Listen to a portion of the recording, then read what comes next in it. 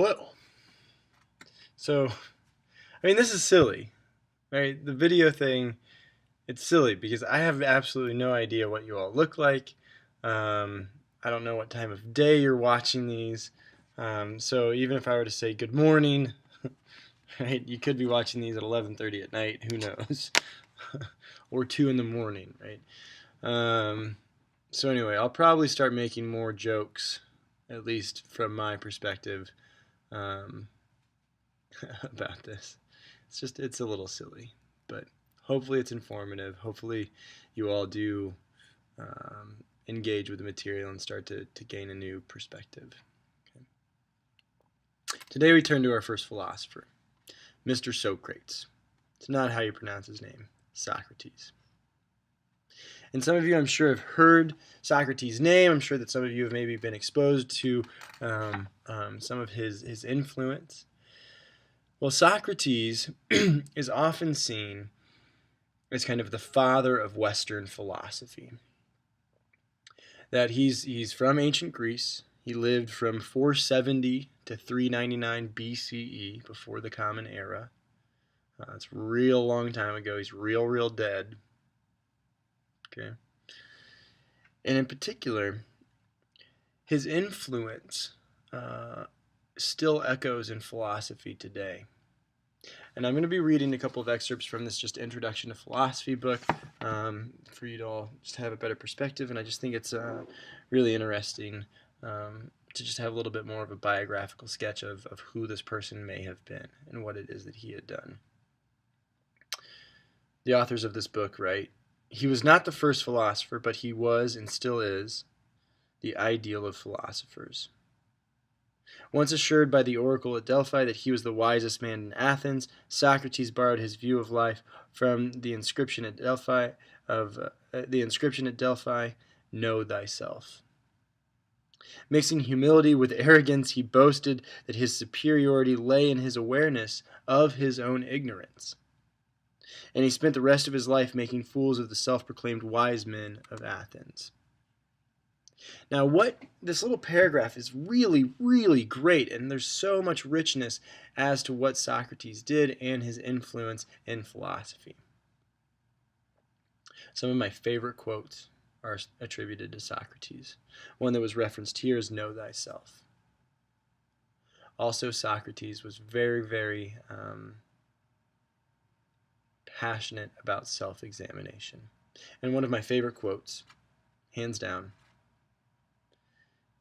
is that the unexamined life is not worth living. The unexamined life is not worth living. That we go day to day throughout our lives, just going through the motions, working on this assignment, working on this job, working, spending time with a partner, spending time on Facebook. All of these things, all of these areas by which we don't investigate. We don't investigate. Moreover, we don't even care to investigate. That's the thing that Socrates is still resonative. That's not a word. Still useful for in 2016. That he challenges us to think. He challenges us to dig deep and to not settle.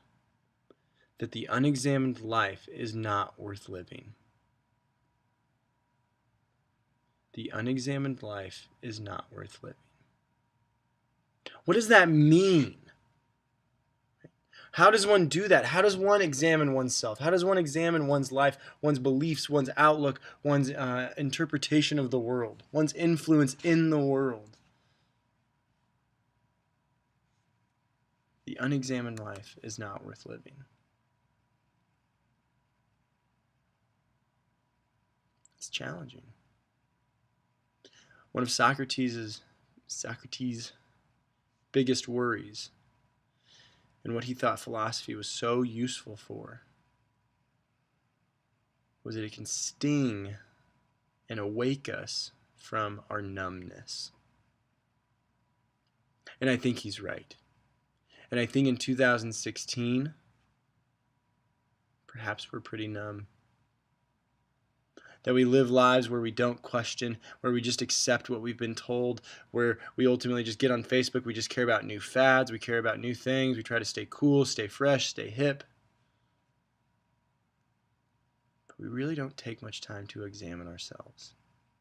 Intellectually, spiritually, physically, we just kind of just go about it, just whatever.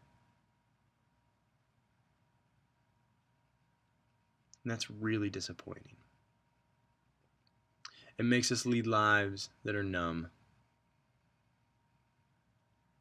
It's one of the fruits of philosophical investigation, one of the fruits of investigation that has traces all the way back to Socrates, is that we are stung into action of thinking, of investigating. Now, in this book,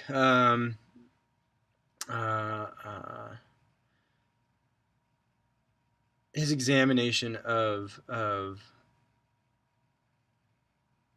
oneself, of one's life, is described this way. Socrates believed that the people of Athens, and perhaps the people of 2016, held their principles glibly, like banners at a football game, but rarely lived up to them, and even more rarely examined them. Against this, he developed a technique of asking seemingly innocent questions, trapping his audience in their own confusions and hypocrisies, exploiting the pretensions of his times. And against their easy certainties, he taught that the unexamined life is not worth living. And I've been quoting. He referred to himself as a gadfly, an obnoxious insect with a painful bite, keeping his fellow citizens from ever becoming as smug and self-righteous as they would like to have been. Now, what that last little bit is claimed to signify, as we think about all of these people in our lives, right? They claim to have the truth, claim to have it figured out, claim to have some sort of definitive certainties. Well, Socrates would go around Athens and engage with these types of people and ultimately show them how ignorant they were. And as he goes about doing this, he made lots of enemies. He was not a popular guy. He was put to death by the Athenian court for corrupting the youth. For instance, just a mild example of this is, let's say you're at a social gathering with your friends, and perhaps you're at a toga party. It seems fitting, we're talking about ancient Greece. Socrates comes into your party, and you're like, oh, this guy looks interesting. Maybe I'll have a chat with him. And he comes over and he says, hello, like, I'm Socrates. How are you? I'm Bryce. I'm fine, thank you. And he points to somebody and he goes, do you know who that is? And I say, yeah, well, that's my friend James. Socrates probably does like one of these where he kind of looks at me, looks at James, puts his hand on his chin. He says, oh, James is a friend, huh? I say, yeah. Socrates would go, what is a friend? What does it mean to be a friend?